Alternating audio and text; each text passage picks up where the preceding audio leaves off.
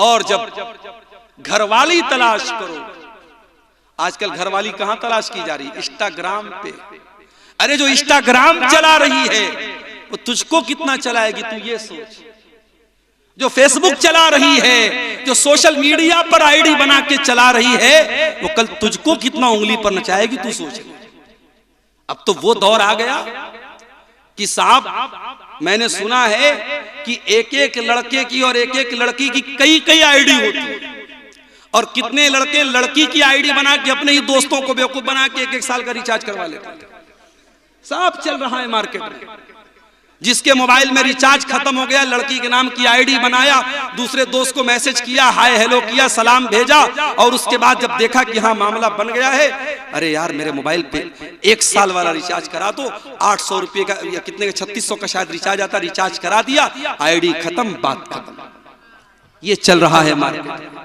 मेरे प्यारे साथियों, जब आप निकाह के लिए रिश्ता तलाश करें, मैं माफ कीजिएगा नौजवानों से नहीं कह रहा हूं, उनके गार्जियन से कह रहा हूं, क्योंकि इस्लाम ने आपका रिश्ता तय करने की अथॉरिटी आपके माँ बाप को दी है। इस्लाम की ये तालीम नहीं है कि आप जाकर के रिश्ता तलाश करें।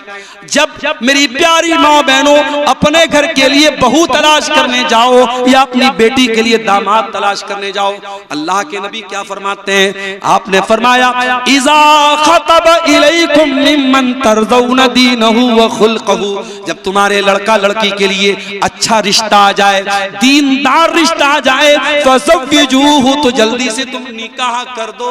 इल्ला तफ़अलू, अगर तुम ऐसा नहीं करोगे, तकुन फितनतुन फिल अर्दि व फसादुन अरीद, तो जमीन के अंदर बहुत फितना और फसाद फैल जाएगा।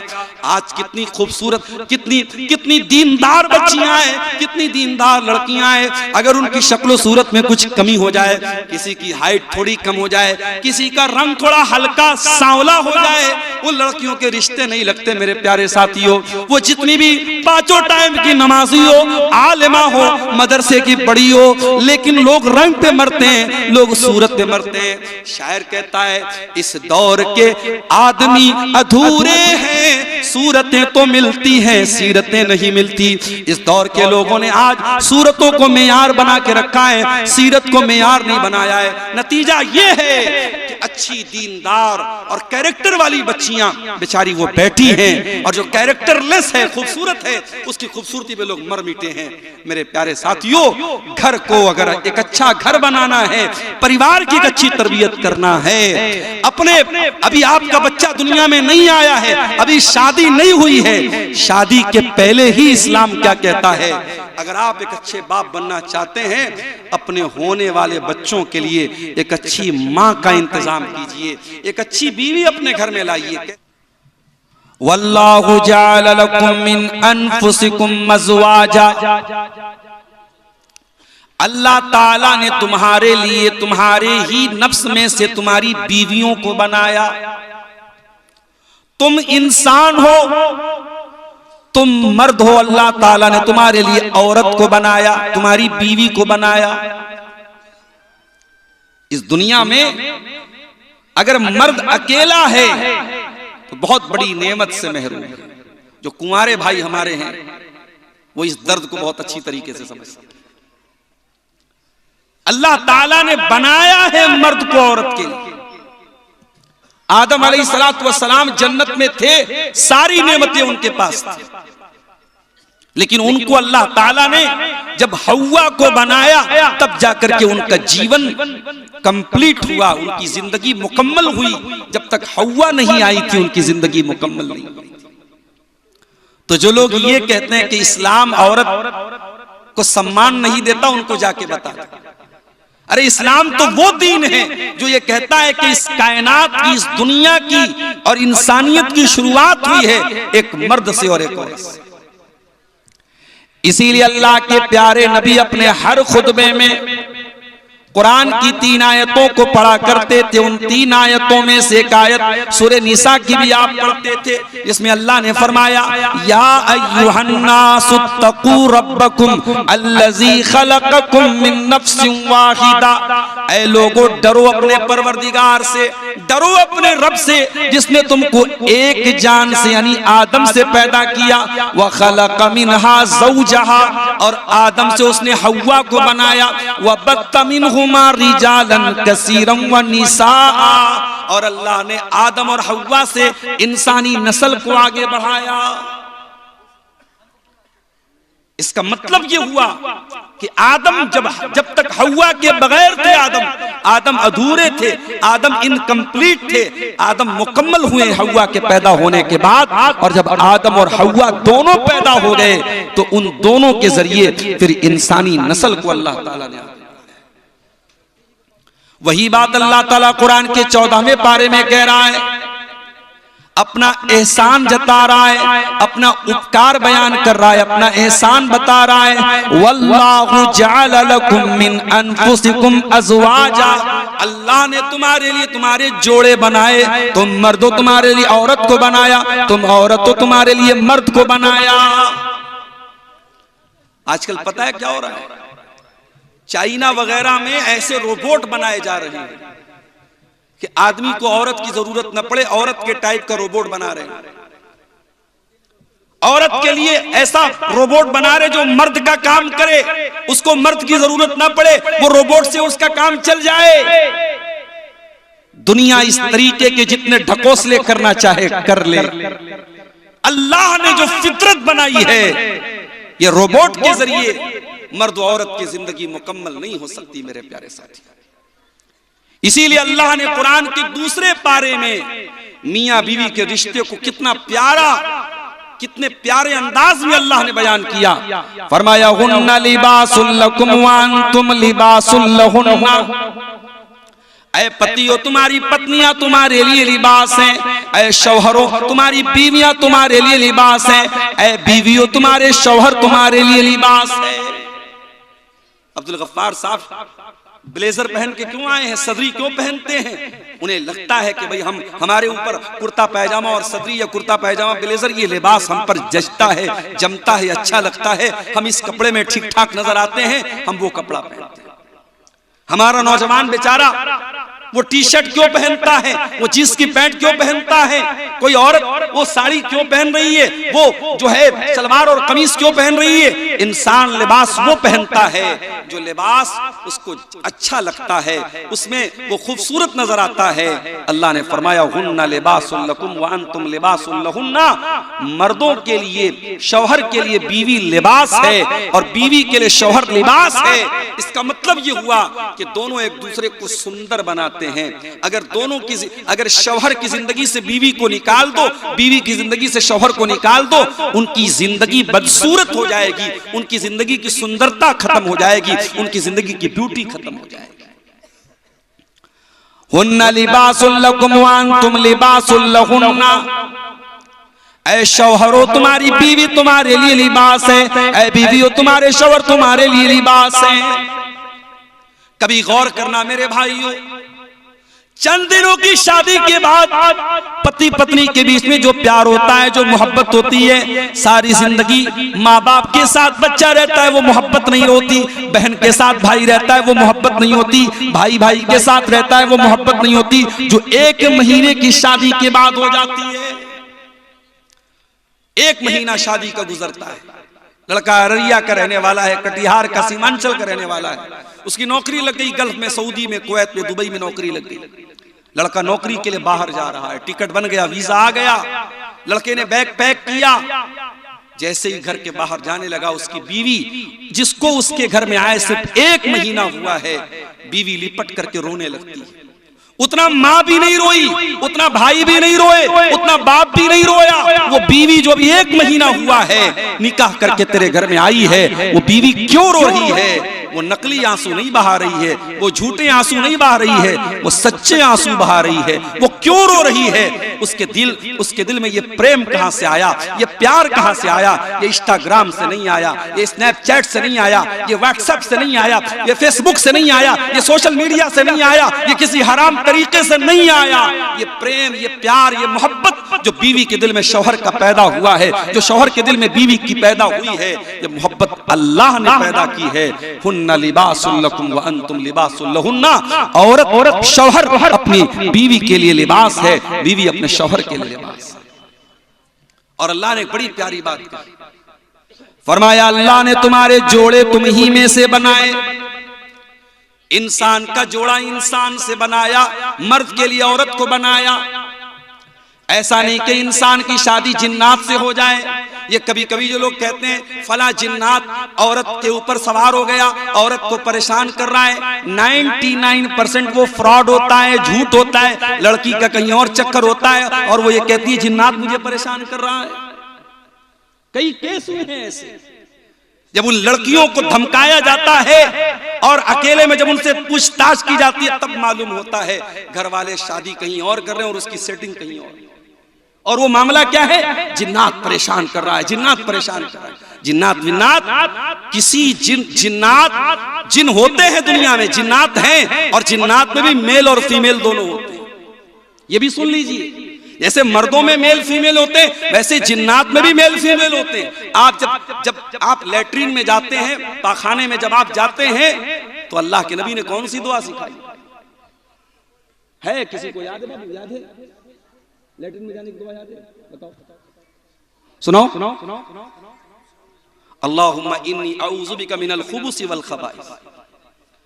छोटी सी दुआ है, बच्चों को भी याद होनी चाहिए। अगर याद नहीं सबको याद होनी चाहिए, मगर ये दुआ लैट्रिन के अंदर नहीं पढ़ना है, पढ़ के लैट्रिन में जाना है। और निकलने के टाइम क्या पढ़ना है? गुफरानका। जाने के टाइम क्या पढ़ना? अल्लाहुम्मा इन्नी अऊज़ु बिका मिनल खुबुसी वल खबाइस। ऐ अल्लाह मैं तेरी पनाह चाहता हूं खबीस किस्म के जिन्नात से, चाहे वो मेल हो चाहे फीमेल हो। खुबुस माने मेल खबीस जिन्नात, खबाइस माने फीमेल खबीस जिन्नात। जिन्नात में अच्छे भी होते भाई, नमाजी भी होते। एक मौलवी साहब बेचारे मस्जिद में रात में सोते थे और जहां पे मुसल्ला रहता था, मेहराब रहती थी, वहीं पे जाके वो सो जाते थे। सुबह उठते थे तो बेचारे देखते थे किनारे पड़े हैं, सोचते थे यार मैं रात में बीच में सोया था, सुबह में किनारे कैसे चला गया। रोजाना होता क्या था कि जिन्नात रात में तहज्जुद पढ़ने आते थे और मौलवी साहब को उठा के किनारे कर देते थे। अब मौलवी साहब बेचारे समझ नहीं पाते थे, वो फिर रोजाना वही सोते थे। तो एक दिन उनकी नींद खुली तो जिन्नात का कोई सरदार था, उसने आया, उसने कहा भाई साहब जगह बदल दो वरना हम तो बहुत मारेंगे तुमको, तुम हमारी नमाज पढ़ने की जगह क्यों लेटते? तो डर गए, रात में कौन आ गया मस्जिद के अंदर। तो जिन्नात होते हैं, अच्छे भी होते हैं, नमाजी भी होते हैं, लेकिन जिन्नात में जो खबीस किस्म के जिन्नात होते हैं उनको शैतान कहते हैं। लेकिन जिन्नात के अंदर जो मेल होते हैं और जो फीमेल होते हैं उनका रिलेशन उन्हीं से बनता है। जिन्नात में से कोई मेल इंसानों की फीमेल के साथ रिलेशनशिप नहीं बना सकता, ये सिस्टम ही अल्लाह ने नहीं बनाया। वल्लाहु जअल लकुम मिन अनफुसिकुम अज़वाजा। अल्लाह ने तुम्हारा जोड़ा तुम ही में से बनाया। इंसान का जोड़ा इंसान में से, जिन्नात का जोड़ा जिन्नात में से, जानवर का जोड़ा जानवर में से। एक एहसान तो अल्लाह ने ये किया, हमारा जोड़ा बनाया। अल्लाह ने मेल के लिए फीमेल को बनाया, मर्द के लिए औरत को बनाया, महिला के लिए पुरुष को बनाया, पुरुष के लिए महिला को बनाया। वल्लाहु जअल लकुम मिन अनफुसिकुम अज़वाजा व जअल लकुम मिन अज़वाजिकुम बनीना व हफ़दा। और अल्लाह ताला ने जब तुमको बीवी अता फरमाई, जब तुमने निकाह कर लिया, जब तुमने शादी कर ली, तो तुम्हें तुम्हारी बीवी से अल्लाह ताला ने औलाद दे दी। बनीना बेटे दे दिए, औलाद दे दी, छेले दे दी, मैं दे दी। क्या बोलते? छेले और मैं ही बोलते ना। तुमको छेला छेली दे दिए, छेले और मैं दे दिए, लड़का लड़की दे दिए। वह हफदा, और फिर उस औलाद की औलाद दे दी। बेटा अगर है, बेटे की औलाद क्या बोलते हैं शेरशाबादी में? बेटे की औलाद पोता पोती बोलते हैं। कर्नाटक में पौत्रा पौत्री बोलते हैं, कहीं उधर पंजाब हरियाणा में छोकरा छोकरी बोलते हैं। अलग अलग लैंग्वेज है भाई। हमारे बनारस में लड़का लड़की बोलते हैं, पोता पोती बोलते हैं। और बेटी की औलाद को क्या बोलते हैं? नाती नतनी या नवासा या नवासी। तो तुमको ये नवासे नवासी कैसे हुए? तुम्हें पोते कैसे, तुम दादा कैसे बने, तुम नाना कैसे बने, तुम दादा बाद में बने, तुम नाना बाद में बने, पहले तुम शौहर बने। जब तक तुम शौहर नहीं बने, तुम्हारी मैडम जी तुम्हारे घर में नहीं आ गई, तुम्हारी श्रीमती जी, तुम्हारी अहलिया, तुम्हारी बीवी, जब तक वो तुम्हारे घर में नहीं आई, न तुम बाप बने, न तुम दादा बने, न तुम नाना बने। अगर दादा बने, नाना बने, तुमको औलाद मिली, तुमको बेटे मिले, तुमको बेटियां मिली, अल्लाह कह रहा है तुम्हारी बीवी से मिली। इसलिए बीवियों की कदर करो मेरे प्यारे साथी। उनको नौकरानी मत समझो, उनको जानवर मत समझो, उनको गुलाम मत समझो। अल्लाह ने तुम्हारी नस्ल को आगे बढ़ाने के लिए तुम्हारी बीवियों को बनाया है। अगर ये औरत तुम्हारी जिंदगी में ना आए, तुम्हारी नस्लें आगे नहीं बढ़ सकती। न तुम बाप बन सकते हो, न दादा बन सकते हो, न पुत्र, न नाना बन सकते हो। तुम्हें औलाद अगर मिली है तो इन बीवियों से मिली। औलाद अल्लाह की बहुत बड़ी नेमत है मेरे साथियों। ये औलाद इतनी बड़ी नेमत है, जिसकी शादी के 4-5 साल हो गए और घर में कोई बच्चा नहीं है, उस औरत से जाके पूछो वो कितनी बेबसी महसूस करती है जब लोग उसको ताना मारते हैं, अरे इसकी शादी को 5 साल हो गए, इसको अभी तक बेटा नहीं हुआ। औरतें ताना मारती हैं।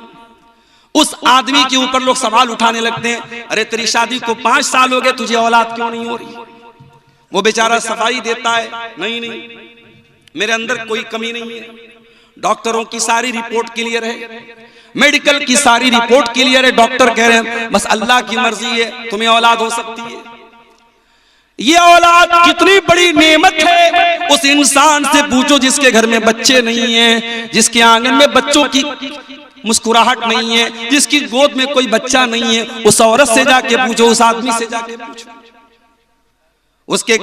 उसके पास अच्छा सा घर है, उसके घर में कमरे की कमी नहीं, उसके घर में बिस्तर की कमी नहीं है, लेकिन उसके घर में सब होने के बावजूद भी कुछ कमी महसूस हो रही है, कुछ अधूरापन महसूस हो रहा है, बच्चे नहीं है उस घर में। औलाद बहुत बड़ी नेमत है मेरे प्यारे साथी। इसीलिए अल्लाह ताला कुरान के 15वें पारे में कहता है, अल मालु वल बनून ज़ीनतुल हयातिद दुनिया वल बाक़ियातुस सालिहातु खैरुन इंदा रब्बिका सवाबन व खैरुन अमला। ऐ मेरे बंदो, माल और औलाद ये दुनिया की खूबसूरती है, दुनिया की जिंदगी की जीनत है, दुनिया की सुंदरता है, दुनिया का आकर्षण है, दुनिया की ब्यूटी है। अगर दुनिया के अंदर से माल को निकाल दो, औलाद को निकाल दो, दुनिया आपके लिए बेरंग हो जाएगी, ब्लैक एंड व्हाइट हो जाएगी। हमारे एक बड़े बुजुर्ग कहते हैं कि दुनिया में 2 चीजें बड़ी अहम है, एक इंसान के पास माल होना चाहिए, एक ताकत होनी चाहिए। पूछा गया क्यों? कहा कि जोर से जंग है, पैसे से रंग है। अगर आपके पास जोर है, ताकत है, आप सामने वाले से जंग कर सकते हैं। ताकत नहीं, जो आएगा मार के पीट के चला जाएगा। और पैसा अगर है तो समाज में आपकी एक धाक रहेगी, एक आपका पावर रहेगा, आपकी एक शक्ति रहेगी। अगर पैसा नहीं है तो कोई आपका कोई रंग नहीं रहेगा। तो जोर से जंग और पैसे से रंग। अल्लाह ताला भी यही बात कह रहा है, अल मालु वल बनून ज़ीनतुल हयातिद दुनिया। ऐ मेरे बंदो, माल भी दुनिया की जीनत है, औलाद भी दुनिया की जीनत है, लेकिन मरने के बाद जब तुम अल्लाह के पास चले जाओगे, ना ये माल तुम्हारे काम आएगा, ना औलाद काम आएगी। वल बाक़ियातुस सालिहा, अल्लाह ताला के यहाँ अगर कोई चीज बाकी रहेगी, तुम्हारी नेकियां बाकी रहेंगी, तुम्हारे अच्छे अमल बाकी रहेंगे। तुमने जो नमाज पढ़ी है, तुमने जो कुरान पढ़ा है, तुमने जो दान पुण्य किया है, तुमने जो सदका खैरात किया है, तुमने जो हज उमरा किया है, अल्लाह ताला के तुम्हारी यही नेकियां बाकी रहेंगी, यही नेकियां काम आएंगी। तो औलाद बहुत बड़ी नेमत है मेरे प्यारे साथी। लेकिन हां, ये औलाद अगर आपको मिली है, दुनिया में करोड़ों लोगों को औलाद नहीं मिली। अगर आपके घर में औलाद है और आप बच्चों के बाप हैं, आपके घर में बेटी है, बेटा है, तो मेरी प्यारी माँ और बहनों, आप भी सुन लीजिए और मेरे भाइयों आप भी सुन लीजिए। औलाद बहुत बड़ी नेमत भी है और बहुत बड़ी रिस्पॉन्सिबिलिटी भी है, बहुत बड़ा दायित्व भी है, बहुत बड़ा कर्तव्य भी है, बहुत बड़ी जिम्मेदारी भी है। अल्लाह के प्यारे नबी फरमाते हैं, बड़े गौर से सुनिएगा, कुल्लुकुम राइन व कुल्लुकुम मसऊलुन अन रइयतिही। तुम में से हर इंसान जिम्मेदार है और उसकी जिम्मेदारी के बारे में क़यामत के दिन सवाल किया जाएगा। फर्रजुल राइन अला अहली बैतिही, आदमी अपने घर वालों का जिम्मेदार है और घर वालों के बारे में उसको हिसाब देना पड़ेगा। वल मरअतु राइयतुन अला बैति ज़ौजिहा, और औरत अपने घर की जिम्मेदार है, घर के अंदर क्या चल रहा है औरत से पूछा जाएगा। तू 5 टाइम की नमाज पढ़ती थी, तेरी जवान बेटी रात में क्या करती थी? तेरी जवान बेटी के पास ये महंगा फोन कहां से आया? ये 2-2 हजार का पर्स कहां से आया? तेरी जवान बेटी घर से निकलती थी सुबह, आती थी शाम को, तूने कभी पलट के पूछा नहीं तू कहां गई थी? पूछा जाएगा औरत से, पूछा जाएगा बाप से, पूछा जाएगा मां से। अगर मां बनी हो, अगर बाप बने हो तो आंखें बंद करके न बैठो मेरे भाइयों, जिम्मेदार मां बाप बनो। अल्लाह ताला ने बहुत बड़ी जिम्मेदारी आपके कंधे पर डाली। लोग हदीस सुनाते हैं माँ के पैरों के नीचे जन्नत है, बाप जन्नत का दरवाजा है। वो हदीस है, बिल्कुल सही हदीस है, मैं मानता हूं। मगर एक और हदीस आपको सुनाता हूं, सुन लीजिए। माँ के पैरों के नीचे जन्नत है, बाप जन्नत का दरवाजा है। मगर ये हदीस भी कान खोल के सुन लेना। अल्लाह के प्यारे नबी फरमाते हैं, सही मुस्लिम की रिवायत है, मा मिन अब्दिन यस्तरईहिल्लाहु रईयतन सुम्मा यमूतु यौमा यमूतु व हुवा गाशुन लिरईयतिही इल्ला हर्रमल्लाहु अलैहिल जन्नह।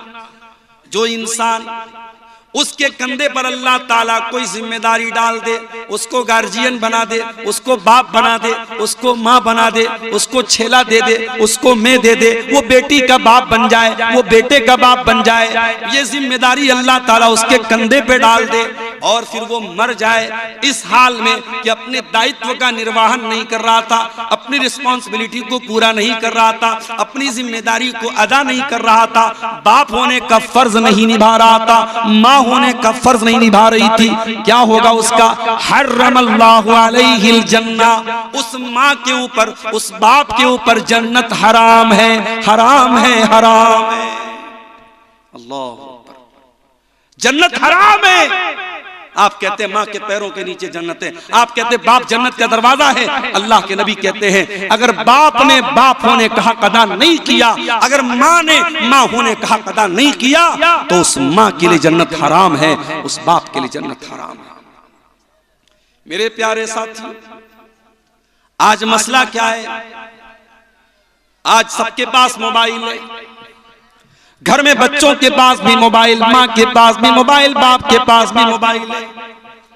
आज के बच्चों को माँ बाप मोबाइल के जरिए उनकी परवरिश कर रहे हैं। बच्चा खाना नहीं खा रहा है, माँ ने मोबाइल थमा दिया। बच्चा रो रहा है, माँ ने मोबाइल थमा दिया। 3 साल से लेकर के 80 साल तक के आदमी के, इंसान के हाथ में मोबाइल है। आज बाप के पास बच्चों के तरबियत के लिए टाइम नहीं, आज माँ के पास बच्चों की तरबियत के लिए टाइम नहीं है। अरबी का एक शायर कहता है, लईसल यतीमु मन इंतहा अबवाहु मिन हम्मिल हयाती व खल्लफाहु जलीला। यतीम वो नहीं है जिसके माँ बाप उसे छोड़ के चले जाएं, अनाथ वो नहीं है, अनाथ वो नहीं है, यतीम वो नहीं है जिसके माँ बाप उसको छोड़ के चले जाएं। इन्नल यतीम हुवल्लज़ी तल्का लहू उम्मन तकल्लत औ अबम मशगूला। अरे यतीम तो वो है जिसकी माँ के पास उसके लिए समय न हो, जिसके बाप के पास उसके लिए टाइम न हो। हजरत लुकमान का नाम सुना है आपने? कौन थे वो कोई नबी नहीं थे, कोई पैगंबर नहीं थे। वो लुकमान एक अल्लाह के नेक बंदे थे। उनके नाम पर कुरान में पूरी एक सूरत उतार दी गई, सूरह लुकमान। भाई लुकमान के अंदर ऐसी क्या खास बात थी? वो नबी भी नहीं थे, पैगंबर भी नहीं थे, रसूल भी नहीं थे, उनके नाम पे कुरान में सूरत क्यों उतर गई? अल्लाह कहता है वलक़द आतैना लुक़मानल हिक्मा, हमने लुकमान को बड़ा बुद्धिमान बनाया था, बड़ा हमने उनको अक्लमंद बनाया था, बहुत हिकमत वाला बनाया था, बहुत उनके अंदर विजडम थी, हिकमत थी, उनके अंदर बड़ी समझदारी थी। ऐ अल्लाह, हमें कैसे पता चलेगा कि लुकमान बड़े हिकमत वाले थे? हमें कैसे पता चलेगा लुकमान बहुत बुद्धिमान थे? हमें कैसे मालूम होगा? लुकमान बहुत जीनियस थे। अल्लाह ने फरमाया आओ मैं बताता हूँ, व इज़ क़ाला लुक़मानु लिब्निही व हुवा यइज़ुहु या बुनय्या ला तुशरिक बिल्लाह इन्न शिर्क लज़ुल्मुन अज़ीम। लुकमान समझदार थे, जीनियस थे, बुद्धिमान थे। क्यों? क्योंकि लुकमान अपने बच्चे को नसीहत करते हैं, अपने बच्चे की तरबियत करते हैं, अपने बच्चे को प्यार से समझाते हैं और कहते हैं ऐ मेरे बच्चे, अल्लाह के साथ कभी शिर्क मत करना, अल्लाह के साथ कभी शिर्क मत करना। इस दुनिया का सबसे बड़ा पाप क्या है? शिर्क। आजकल बड़ी इस पर चर्चा हो रही है, मुसलमान वंदे मातरम क्यों नहीं गाता, मुसलमान वंदे मातरम क्यों नहीं गाता। हम तुम्हें अपना दिल चीर के नहीं दिखाएंगे कि हमारे दिल में भारत का प्रेम कितना है। इस देश की धरती को हमारे उलमा ने, हमारे पुरखों ने, हमारे बाप दादा ने अपने खून को कुर्बान करके इस देश को अंग्रेजों के चंगुल से आजाद किया है। हमें तुम्हें कोई सर्टिफिकेट देने की जरूरत नहीं है। जिन्होंने देश के साथ गद्दारियां की हैं, इनका इतिहास रहा है अंग्रेजों का नमक खाने का, वो आज हमसे सर्टिफिकेट मांगते हैं कि साहब तुम देश के अगर वफादार हो तो वंदे मातरम बोलो। कान खोल के सुनो, मुसलमान इस देश का वफादार था और है और रहेगा, और जो इस देश के साथ गद्दारी करता है वो न भारत का कहलाने के लायक है, न मुसलमान कहलाने के लायक। मुसलमान का इतिहास वफादारी से भरा हुआ है। लेकिन हाँ, मुसलमान हर कंकर को, हर पत्थर को, हर पानी को, हर पहाड़ को रब मानने वाला नहीं है। मुसलमान एक रब को मानता है। मुसलमान नमाज पढ़ता है, पांचों टाइम की नमाज में 17 बार वो अल्लाह के सामने ये कमिटमेंट करता है, ये इकरार करता है इय्याका नअबुदु व इय्याका नस्तईन। ऐ अल्लाह, हम उपासना करते हैं तो तेरी करते हैं, हम पूजा करते हैं तो तेरी करते हैं, हम मुश्किल कुशा मानते हैं तो तुझको मानते हैं, हम संकट मोचक मानते हैं तो तुझको मानते हैं, हम बीमारी से शिफा देने वाला मानते हैं तो तुझे मानते हैं, हम औलाद देने वाला मानते हैं तो तुझे मानते हैं। इय्याका नअबुदु व इय्याका नस्तईन। ऐ अल्लाह, हम मदद मांगते तो तुझसे मांगते हैं, हमें देने वाला तू है, हमारी पूजा और इबादत के लायक तू है। वंदे मातरम का मतलब ये होता है भारत की माता मैं तेरी वंदना करता हूं, मैं तेरी इबादत करता हूं। मुसलमान भारत की इबादत नहीं करता है। मुसलमान का अकीदा क्या है? मैं तेरी मोहब्बत में गिरफ्तार हूं, लेकिन मैं तेरी मोहब्बत में गिरफ्तार हूं, लेकिन मैं तुझको खुदा समझूं ये इम्कान नहीं है। ऐ भारत की सरजमीन, हम तुझसे बहुत प्रेम करते हैं, बहुत प्यार करते हैं। मैं तुझसे प्रेम तो करता हूं, मैं तुझसे प्यार तो करता हूं, लेकिन ऐ भारत, मैं तुझको अपना रब मान लूं, मैं तुझको अपना खुदा मान लूं, ये नहीं हो सकता। मैं ला इलाहा इल्लल्लाह का कलमा पढ़ने वाला हूं, मैं एक अल्लाह के सिवा किसी और को अपना रब नहीं मान सकता, किसी और को अपना खुदा नहीं मान सकता। ये है इस्लाम। और मेरे प्यारे साथियों, यही तौहीद की शिक्षा और यही तौहीद की तालीम आपको अपने बच्चों को भी देना है। हजरत लुकमान अपने बच्चे को नसीहत कर रहे हैं, समझा रहे हैं और कहते ऐ मेरे बच्चे, अल्लाह के साथ कभी शिर्क मत करना। दुनिया का सबसे बड़ा पाप ये कि तू अल्लाह के साथ शिर्क करे। आज इतने बड़े बड़े जलसे हो रहे हैं, आज इतनी लंबी लंबी तकरीरें हो रही हैं, लेकिन आपके सीमांचल के बहुत सारे मुसलमान लड़की और लड़कियों को यह भी नहीं पता तौहीद किसको कहते हैं, शिर्क किसको कहते हैं। ना जानकारी में बहुत सारे ऐसे काम भी आज हमारे समाज में हो रहे हैं जो नहीं होने चाहिए।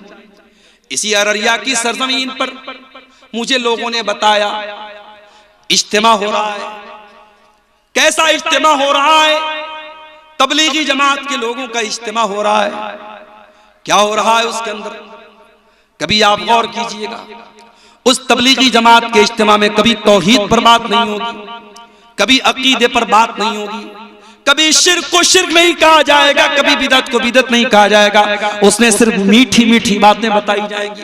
नमाज पढ़ो, छोटों से प्यार करो, बड़ों का एहतराम करो, सच बोलो, वादा खिलाफी मत करो। मीठी मीठी बातें बताई जाएंगी, कड़वी बात कोई नहीं बताई जाएगी। माफ करना मेरे प्यारे साथियों, इस्लाम सिर्फ मीठी मीठी बातों का नाम नहीं है। इस्लाम में कड़वे प्याले भी आपको पीने पड़ेंगे। इस्लाम सिर्फ ये नहीं सिखाता है कि तुम अखलाक को अच्छा कर लो, तुम नमाज को पढ़ लो। इस्लाम ये भी कहता है तुम शिर्क मत करो, तुम बिदात मत करो, तुम अल्लाह को छोड़ के किसी और के दर पे ना जाओ, तुम अल्लाह का दर्जा किसी और को ना दो, तुम नबी का दर्जा किसी और को ना दो। और तबलीगी जमात के इज्तिमा में बहुत सारे ऐसे अज़कार भी बताए जाते हैं जो बिदात पर मुश्तमिल होते हैं, गलत होते हैं, फर्जी होते हैं, और उनको अवाम में फैलाया जाता है, प्रमोट किया जाता है।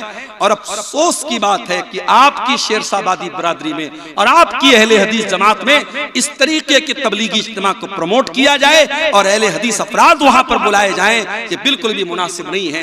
हम किसी के साथ कोई तासुब नहीं रखते, मगर हाँ मेरे प्यारे साथियों, हम जिस मनहज पर हैं, जिस अकीदे पर हैं, हम किताब सुन्नत के जिस प्लेटफॉर्म पर हैं, उसका तकाजा यही है कि जहां से बिदात को प्रमोट किया जाए, जहां से गलत चीजों को प्रमोट किया जाए, हम ऐसी तमाम चीजों का बाइकॉट करते हैं। और इसलिए ऐसे इज्तिमा की हम अपनी मस्जिदों में अगर इजाजत दे रहे हैं, अपने मदरसों में अगर हम इजाजत दे रहे हैं और अपने नौजवानों को उस तरीके के इज्तिमात में हम भेज रहे हैं, तो ये बिल्कुल भी मुनासिब नहीं है।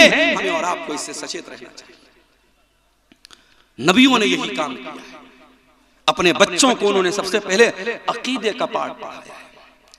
हजरत इब्राहीम अलैहिस्सलाम को देखो, इब्राहीम अलैहिस्सलाम अल्लाह की बारगाह में दुआ करते हैं, कहते वजुनुबनी व बनिया अन्नाबुदल असनाम, आय अल्लाह तू मेरे बच्चों को बुत परस्ती से बचाना, मेरी औलाद कहीं बुत परस्ती में न पड़ जाए।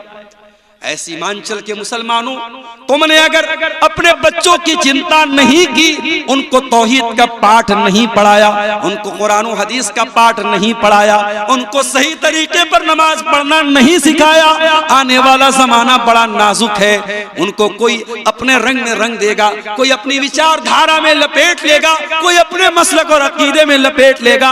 अपने बच्चों का ईमान बचा के चलो, अपने बच्चों को तौहीद सिखा के चलो, अपने बच्चों को सही तरीके पर नमाज सिखाते हुए चलो। कई जगहों पर मैं गया, पूरा गांव अहले हदीस का है। बच्चा मुझसे मुसाफा करने आया, बच्चे ने दोनों हाथ से मुसाफा किया। मैंने पूछा भाई ये कौन सा गांव है? लोगों ने बताया मौलाना साहब ये पूरा गांव अहले हदीसों का गांव है, शेरशाबादी गांव। मैंने कहा बच्चा दोनों हाथ से मुसाफा क्यों कर रहा है? क्या इसको ये नहीं बताया गया कि सुन्नत तरीका ये है एक हाथ से मुसाफा किया जाए? लोगों ने कहा मौलाना साहब इसके बाप फला जगह रहते हैं, वहां दो हाथ से मुसाफा का रिवाज है, वहीं ये बच्चा भी रहता है, इसलिए वहीं से वो चीज सीख करके आया है। आपके बच्चे, आप उनको कुछ बताएं या ना बताएं, आपके समाज में जो प्रचलित है, जो चल रहा है, जो हो रहा है, बच्चे उसी से सीखते हैं। मेरे प्यारे साथी, अगर आपके समाज में लड़कियां पर्दा नहीं करेंगी, अगर आपके समाज में लड़की नकाब में नहीं निकलेगी, तो आपकी बेटी भी जब जवान होगी वो घर से बगैर नकाब के निकलेगी, उसको बताना नहीं पड़ेगा। समाज में जो चल रहा है आपकी बेटी भी उसी से प्रभावित हो जाएगी, उसी से मुतासिर हो जाएगी। इसलिए मेरे प्यारे साथियों, समाज में क्या चल रहा है ये मत देखो, अल्लाह क्या चाहता है, रसूल क्या चाहते हैं, वही अपने बच्चों को बताओ और सिखाओ। हजरत इब्राहीम अलैहिस्सलाम अल्लाह से दुआ करते हैं वजुनुबनी व बनिया अन्नाबुदल असनाम, ऐ अल्लाह तू मेरे बच्चों को बुत परस्ती से बचा ले। आपके मरने का टाइम आता है, आप अपने बच्चों को बुलाते हैं, मैं इतनी जमीन छोड़ के जा रहा हूं, इतना खेत छोड़ के जा रहा हूं, जमीन के बारे में वसीयत करके जाते हैं, खेतों के बारे में वसीयत करके जाते हैं, अपने बच्चों को जमीन और जायदाद के बारे में बता के जाते हैं। आओ अल्लाह का एक नबी भी इंतकाल करने वाला है, उस नबी का नाम याकूब अलैहिस्सलाम है। अम कुंतुम शुहदा इज़ हदर याकूब अल मौत, याद करो जब याकूब की मौत का टाइम आ गया, इज़ क़ाला लिबनीही, जब याकूब अलैहिस्सलाम ने अपने 12 बेटों को बुलाया, उनके 12 बेटे थे, उनके 12 बेटे थे और एक बेटे का नाम यूसुफ था, उन्हीं के 12 बेटों को बनी इसराइल कहा जाता है। याकूब अलैहिस्सलाम का दूसरा नाम इसराइल था, उन्हीं के 12 बेटों को बनी इसराइल कहा जाता है। याकूब अलैहिस्सलाम का आखिरी टाइम है, अंतिम समय है, मृत्यु का समय है, मौत का टाइम है। अपने 12 बेटों से जो चारपाई के आसपास खड़े हैं, हजरत याकूब क्या पूछते हैं? ये नहीं पूछते मेरे बच्चों मेरे खेत का क्या करोगे, मेरे घर का क्या करोगे, मेरी जायदाद का क्या करोगे। पूछते माताबुदून मिन बादी, ऐ मेरे बच्चों तुम मेरे बाद किसकी इबादत करोगे, किसके आगे सर झुकाओगे, किससे दुआ करोगे, किसके आगे अपना माथा टेकोगे। माताबुदून मिन बादी, ऐ मेरे बच्चों तुम मेरे बाद किसकी इबादत करोगे। कालू नाबुदु इलाहका व इलाह आबाइका इब्राहीम व इस्माईला व इसहाका इलाहन वाहिदा। 12 के 12 बेटे कहते अब्बा जान आप चिंता न करें, आप टेंशन न लें, आप फिक्र न करें, हम उसी एक अल्लाह की इबादत करेंगे जिसकी इबादत आप करते हैं और जिसकी इबादत हमारे बाप दादा इब्राहिम करते थे, इस्माइल करते थे, इसहाक करते थे। आपने कभी बताया अपने बच्चों को किसकी इबादत करनी चाहिए? कभी बताया अपने बच्चों को शिर्क क्या है, तौहीद क्या है? नहीं बताया मेरे प्यारे। ये औलाद आपके गले का हार बन जाएगी मेरे भाइयों, ये औलाद आपके गले का फंदा बन जाएगी। कल कयामत के दिन अल्लाह पूछेगा, ऐ शेरशाबादी समाज से ताल्लुक रखने वाले मुसलमान, ऐ सीमांचल की धरती पे रहने वाले मुसलमान, तू एक ऐसे माहौल में पैदा हुआ जहां हर तरफ मुसलमान थे, जहां हर तरफ कुरान और हदीस पे चलने वाले थे, हर तरफ कुरान और हदीस पे चलने वाले लोग थे। ऐसे माहौल और समाज में तू पैदा हुआ था। तेरे समाज में हर साल सैकड़ों जलसे हुआ करते थे, पूरे भारत के मौलाना लोग उलमा तेरी बस्तियों में आया करते थे। तूने अपने बच्चों को तौहीद क्यों नहीं बताई? तेरी बेटी तौहीद से दूर क्यों, तेरा बच्चा तौहीद से दूर क्यों? जानते हो तौहीद क्या है? आओ तौहीद की एक झलक आपको बता देता हूं। अल्लाह के प्यारे नबी अपने चचा के बेटे अब्दुल्ला बिन अब्बास से, अब्दुल्ला बिन अब्बास कौन थे? नबी के चचा के बेटे थे। और अल्लाह के प्यारे नबी जब रात में नमाज पढ़ने के लिए उठते थे, अब्दुल्ला बिन अब्बास वजू का पानी लाके दे देते थे। ओ लोगों, तुम्हारे गांव में उलमा जाते हैं, तुम अपने बच्चों को उलमा से मिलाते तक नहीं हो। अरे गांव में कोई बाहर से आलिम आ जाए, बच्चे को लेके पहुंचो, बच्चे से कहो बेटा मौलाना को सलाम करो, मौलाना से मुसाफा करो। अपने बच्चों के दिल में उलमा का एहतराम भी पैदा करो। ये हमको नबी ने सिखाया, ये सहाबा ने सिखाया। रात का वक्त है, अल्लाह के प्यारे नबी तहज्जुद की नमाज के लिए खड़े हो रहे हैं और अब्दुल्ला बिन अब्बास वजू का पानी लेके आ रहे हैं। नबी ने पूछा ये पानी कौन लाया? किसी ने कहा अल्लाह के नबी ये पानी अब्दुल्ला बिन अब्बास लेके आया। रात का वक्त है, कबूलियत का वक्त है। अल्लाह के नबी दुआ करते हैं, अल्लाहुम्मा अल्लिमहुल कुरान, ऐ अल्लाह तो इब्ने अब्बास को कुरान का आलिम बना दे, ऐ अल्लाह तो इस बच्चे को कुरान का आलिम बना दे। नबी की दुआ थी, रात का वक्त था, रात का सन्नाटा था, अल्लाह ने ये दुआ कबूल कर ली। और आज कुरान की कोई भी तफसीर उठा के देख लो, कुरान की हर आयत में अगर सबसे ज्यादा किसी की तफसीर आपको मिलेगी, सबसे ज्यादा किसी का कौल आपको मिलेगा।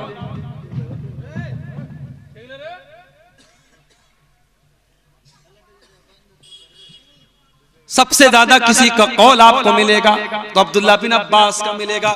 इनको तर्जुमानुल कुरान कहा जाता है, इनको हब्रुल उम्मा कहा जाता है, इनको उम्मत का सबसे बड़ा आलिम कहा जाता है, सबसे बड़ा स्कॉलर कहा जाता है। अब्दुल्ला बिन अब्बास नबी अकरम के चचा के बेटे हैं, नबी अकरम सल्लल्लाहु अलैहि वसल्लम के भाई हैं और अल्लाह के प्यारे नबी सल्लल्लाहु अलैहि वसल्लम सवारी के ऊपर सवार हैं और पीछे अब्दुल्ला बिन अब्बास बैठे हैं और 8 साल के या 10 साल के बच्चे हैं अब्दुल्ला बिन अब्बास।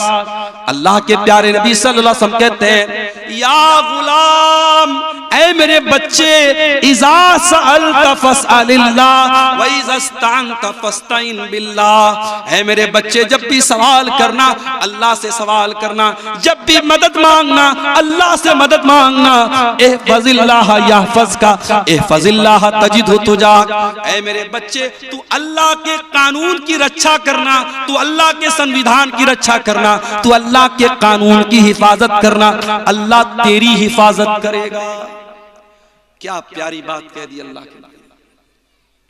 भारत का मुसलमान अगर अपनी रक्षा करना चाहता है, अल्लाह के कानून की रक्षा करे। बीमार दवाई खाता नहीं, बदनाम तबीब का नाम हुआ। हुए काम बुरे तो मुसलमान से, बदनाम बेचारा इस्लाम हुआ। हम कदम कदम पे अल्लाह के कानून को तोड़ रहे हैं, हम अल्लाह के कानून से बगावत कर रहे हैं, और उसके बाद हम ये शिकायत कर रहे हैं अल्लाह हमारी रक्षा क्यों नहीं कर रहा, अल्लाह हमारी हिफाजत क्यों नहीं कर रहा। अल्लाह के नबी अब्दुल्लाह बिन अब्बास से कहते हैं, एहफज़िल्लाह यहफज़का, तू अल्लाह की हिफाजत कर, अल्लाह तेरी हिफाजत करेगा। एहफज़िल्लाह तजिदहु तुजाहक, तू अल्लाह की हिफाजत कर, अल्लाह तेरे सामने होगा। जब तू अल्लाह के दीन की हिफाजत करेगा, जब तू अल्लाह के कानून की हिफाजत करेगा, जब तू अल्लाह के हलाल को हलाल जानेगा, जब तू अल्लाह के हराम को हराम जानेगा, ऐ मेरे बच्चे, अल्लाह तेरी मदद को हमेशा तेरे सामने होगा। और अगला जुमला सुन लो, ओ बिहार के मुसलमानों, बड़ी चिंता में पड़े हो, अब क्या होगा तब क्या होगा। बिहार वाले यूपी वालों के बारे में पूछते हैं आपके यहाँ क्या हालात चल रहे हैं। सुन लो, अल्लाह के प्यारे नबी 8 साल के बच्चे को क्या मैसेज दे रहे हैं। काश कि भारत के मुसलमानों तुमने ये मैसेज ले लिया होता, ये पैगाम तुमने समझ लिया होता। अल्लाह के नबी कहते हैं, वअलम अन्नल उम्मत लविज्तमाअत अला अन यनफऊका बिशैइन, ऐ मेरे बच्चे, सारी दुनिया मिल करके अगर तुझे कोई फायदा पहुंचाना चाहे, ला यनफऊका, तो तुझे कोई फायदा नहीं पहुंचा सकती, इल्ला बिशैइन क़द कतबहुल्लाहु लक, सिवाय उसके जो तेरी तकदीर में लिखा है। तकदीर से बढ़ के तुझे कोई फायदा मिलने वाला, कोई लाभ मिलने वाला, कोई प्रॉफिट मिलने वाला नहीं है। और अल्लाह ने अगर तेरे मुकद्दर में कोई नुकसान लिख दिया है, सारी दुनिया मिल करके तुझे उस नुकसान से नहीं रोक सकती। उतना ही नुकसान तुझको पहुंचेगा जितना नुकसान अल्लाह ने तेरी तकदीर में लिख दिया है। रुफियतिल अक़लाम व जफ़्फ़तिस सुहुफ़, अल्लाह ने तकदीर का जो कलम, जिस कलम से तकदीर को लिखा था, वो कलम उठा लिए गए, और तकदीर जिस कागज पे लिखी गई वो कागज सूख चुका है। अब तकदीर फाइनल हो चुकी है, अब तकदीर चेंज होने वाली नहीं है। मेरे प्यारे साथियों, अल्लाह के नबी 8 साल के बच्चे को यह सबक दे रहे हैं। आपका बच्चा आपके साथ खाना खाने बैठता है, आपने अपने बच्चे को कितनी मर्तबा खाना खाने का तरीका बताया। हजरत सलमा कहते हैं, मैं अल्लाह के नबी के साथ बैठा हुआ था, मैं बाएं हाथ से खाना खाने लगा।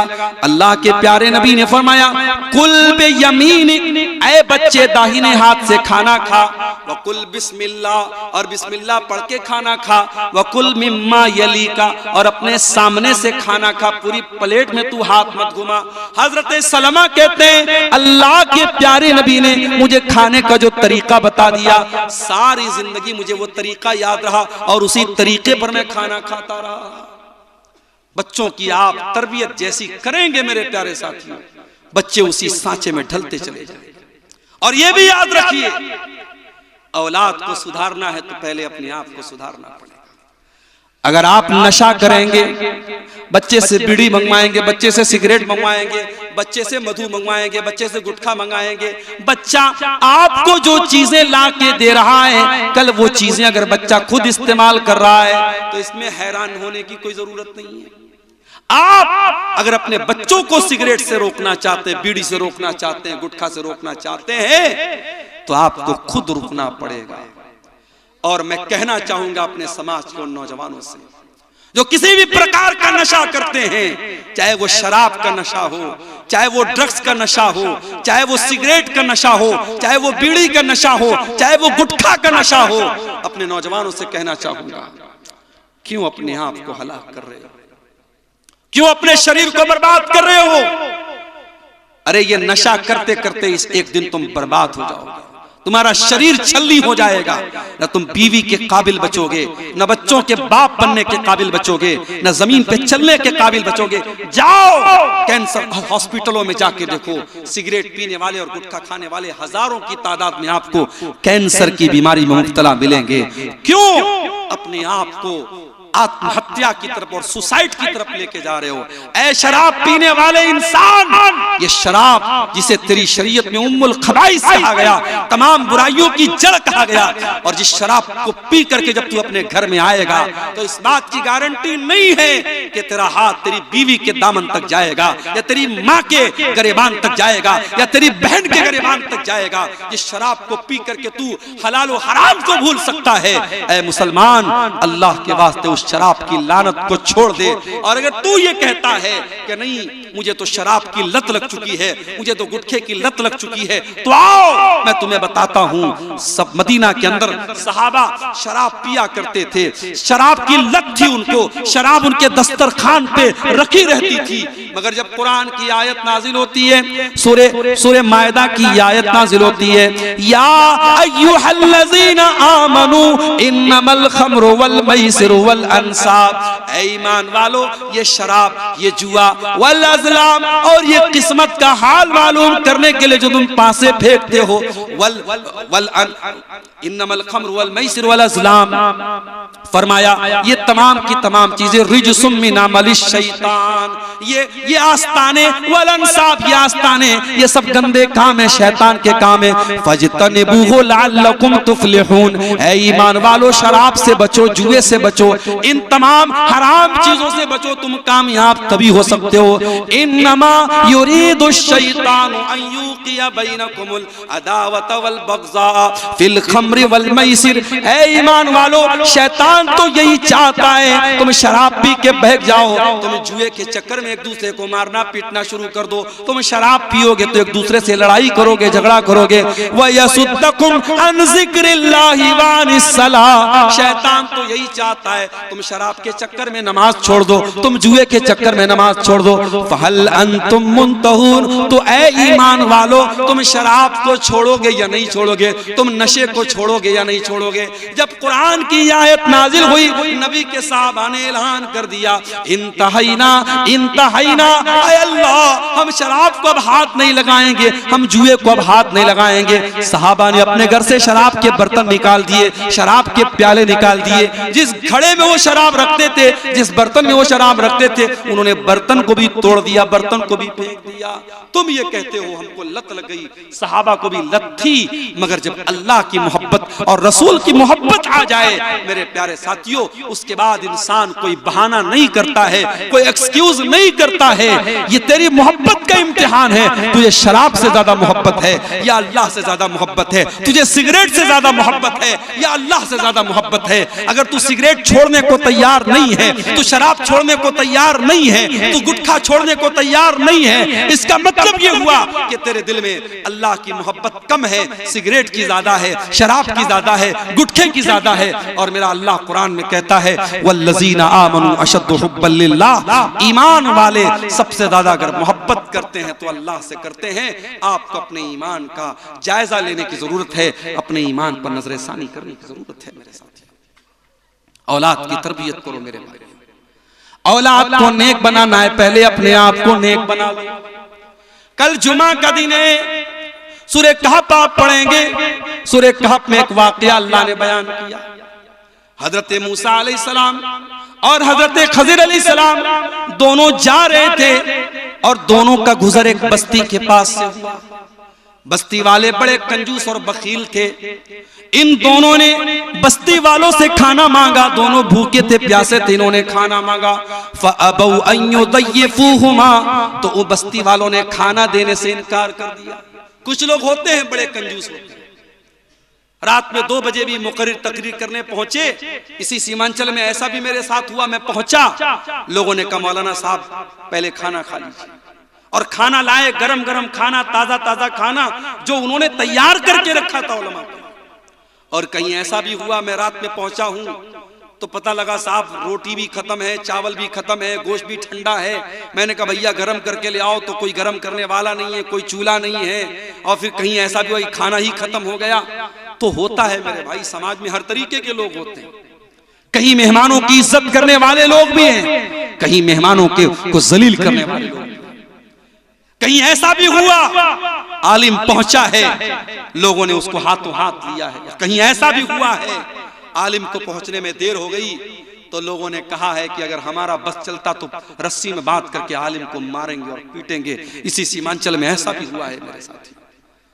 तो होता है ये दुनिया में दस्तूर रहा है, अच्छे लोग भी है बुरे लोग भी है। मूसा अलैहिस्सलाम और हजरत खजीर अलैहिस्सलाम दोनों नबी हैं, पैगंबर हैं, और दोनों बेचारे भूखे प्यासे हैं। खाना मांगा, बस्ती वालों ने कहा कि हम खाना तुमको नहीं खिला सकते। दोनों बेचारे भूखे प्यासे बैठे हुए हैं। फवजदा फीहा जिदारन युरीदु अन यनक़ज़्ज़ा, दोनों ने देखा कि गांव के अंदर एक मकान की दीवार बिल्कुल टेढ़ी हो गई है, गिरने वाली है। दोनों ने देखा कि दीवार गिरने वाली है। फ़अक़ामा, हजरत खज़िर खड़े हुए और उन्होंने दीवार को सीधा कर दिया। इसका मतलब कि हजरत खज़िर बड़े बॉडी बिल्डर थे। ऐ नौजवानों, अगर आपके आसपास में कोई जिम है तो जिम जाओ, जिम नहीं है तो दौड़ लगाओ, डंबल उठाओ, अपनी बॉडी को मजबूत बनाओ, अपनी बॉडी को, अपने शरीर को मजबूत बनाओ। ऐ नौजवानों, अपने शरीर को मजबूत बनाओ, ताकतवर बनो। गुटखा खा करके अपने शरीर को बर्बाद न करो, गंदी फिल्में देख करके अपने शरीर को बर्बाद न करो, ज़िना और बदकारी करके अपने शरीर को और ज़मीर को बर्बाद न करो, ताकतवर बनो। हजरत खज़िर ताकतवर थे, उन्होंने अपने हाथ से दीवार को ठीक कर दिया। खड़े होकर के उन्होंने दीवार को ठीक कर दिया। हजरत मूसा को बहुत गुस्सा आया। हजरत मूसा ने कहा, लौ शीता लत्तखज़्ता अलैहि अजरा, ऐ खज़िर, आपको दीवार ठीक नहीं करना चाहिए था, और अगर आपने ठीक किया था तो पैसा ले लेना चाहिए था। आपको पहले पैसा तय कर लेना चाहिए था, उसके बाद आपको ये काम करना चाहिए था। हजरत खज़िर ने कहा, क्या कहा? कहा व अम्मल जिदारु फकाना लिगुलामैनि यतीमैनि फिल मदीनति व काना तहतहु कंजुल लहुमा। ऐ मूसा, वो जो दीवार थी वो दो यतीम बच्चों के मकान की दीवार थी। उस मकान में दो यतीम बच्चे रहते थे, दो अनाथ बच्चे रहते थे, उनका बाप मर चुका था।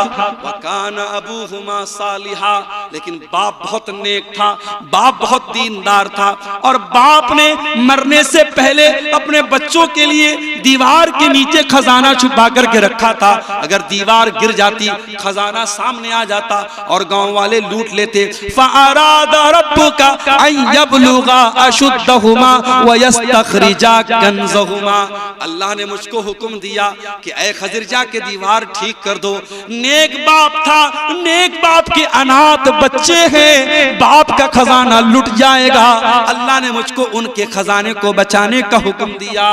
पता ये चला कि बाप अगर नेक हो तो अल्लाह ताला औलाद की हिफाजत मरने के बाद भी, बाप के मरने के बाद भी करेगा। ऐ औलाद के लिए जमीन खरीदने वालों, ऐ जायदाद खरीदने वालों, ऐ LIC की पॉलिसी लेने वालों, ऐ लाइफ इंश्योरेंस कराने वालों, ऐ बीमा कराने वालों, आओ मैं तुमको सबसे बेहतरीन इन्वेस्टमेंट बता रहा हूं। सबसे कौन है भाई, क्यों डिस्टर्ब कर रहा है? कोई बच्चा है क्या? हटा दीजिए ना उसको वहां से। आप अगर अपने बच्चों के लिए इन्वेस्टमेंट करना चाहते हैं मेरे प्यारे साथियों, सबसे बड़ा इन्वेस्टमेंट क्या है? आप खुद नेक बन जाइए। और एक बात बोलूं, जब हम नेक बनेंगे तो इंशाअल्लाह जन्नत में भी विद फैमिली जाएंगे। जब मेरे घर में शादी का कार्ड आता है और शादी पर लिखा रहता है अब्दुल गफ्फार सलफी विद फैमिली, तो बच्चे बहुत खुश हो जाते हैं कि आज हमें अपने अब्बू के साथ, अपने पापा के साथ हमें शादी में जाना है, दावत में जाना है। अभी नेपाल में एक प्रोग्राम था मेरा, बहुत दिनों से फैमिली की ख्वाहिश थी कि कभी नेपाल की साइड में, सीमांचल की साइड में उनको लेके चलूं। तो नेपाल में प्रोग्राम था, मैंने छोटी वाली बच्ची को ले लिया और अहलिया को ले लिया। अब जब वहां पहुंचा हूं गांव में, ऐसा लगा कि गांव के लोगों ने पहली मर्तबा किसी औरत को देखा है। मेरी वाइफ जहां जिस घर में ठहरी थी, पूरे गांव की औरतें वहां आके लाइन से कमरे में जा रही हैं और मेरी वाइफ को देख रही। मेरी वाइफ बेचारी परेशान, लंबा सफर करके आई है, वो आराम करना चाह रही, कंबल ओढ़ रही है, औरतें आके कंबल हटा रही, नहीं हमें आपको देखना है। मेरी वाइफ परेशान। और उसके बाद नेपाल में भी यही हाल हुआ। फिर उसके बाद अगले दिन इंडिया में, अररिया में, उसी बॉर्डर के करीब में प्रोग्राम था, वहां भी यही हाल हुआ। मेरी वाइफ ने कहा कि आज के बाद आप मुझको लेके मत आइए। बच्ची को लेके मैं स्टेज पर पहुंचा, अब यूट्यूबर लोगों को मौका मिल गया, फोटो लेने लगे बच्ची के साथ मेरा। अगले दिन यूट्यूब पे थंबनेल आ गया, अब्दुल गफ्फार सलवी अपनी बेटी को लेके आया, नेपाल में अपनी बेटी को लेके आया। अब ये बेचारे थंबनेल बनाने वाले ये भी इनको नहीं मालूम कि हम लेके आया लिखना चाहिए कि लेके आना आए लिखना चाहिए, और बेटी आया कि बेटी आई। जिनको आया और आई का फर्क नहीं पता वो भी बेचारे यूट्यूबर बन गए, चैनल बना लिया और हर गली नुक्कड़ पे यूट्यूबर बन गए हैं। और हम अगर बोलते हैं तो अब बुरा भी लगता है। शायर कहता है कि आप ही अपनी अदाओं पे जरा गौर करें, हम मगर अर्ज करेंगे तो शिकायत होगी। यूट्यूबर बने आप, लेकिन थोड़े जिम्मेदारी के साथ बने। मैं बार बार कहता हूं कि थंबनेल अच्छे हों, ढंग के हों, जो लाइन लिखें आप ठीक ठाक लिखें। अब किसी तकरीर में मैंने कहा कि भाई औरत को मेकअप नहीं करना चाहिए, तो अब लोग यूट्यूबर लोग थंबनेल पे खूबसूरत औरत का, लिपस्टिक वाली औरत का फोटो लगा के नीचे लिखते हैं, मेकअप करने वाली औरतों का अंजाम क्या होगा। एक साहब ने मुझको फेसबुक पर कमेंट में कहा कि ये आपने तकरीर बहुत अच्छी की, लेकिन औरत का फोटो क्यों लगाया। मैंने कहा भैया कसम ले लो मैंने नहीं लगाया, यूट्यूबर हजरात लगाते, भाई मैं इसका जिम्मेदार नहीं हूँ।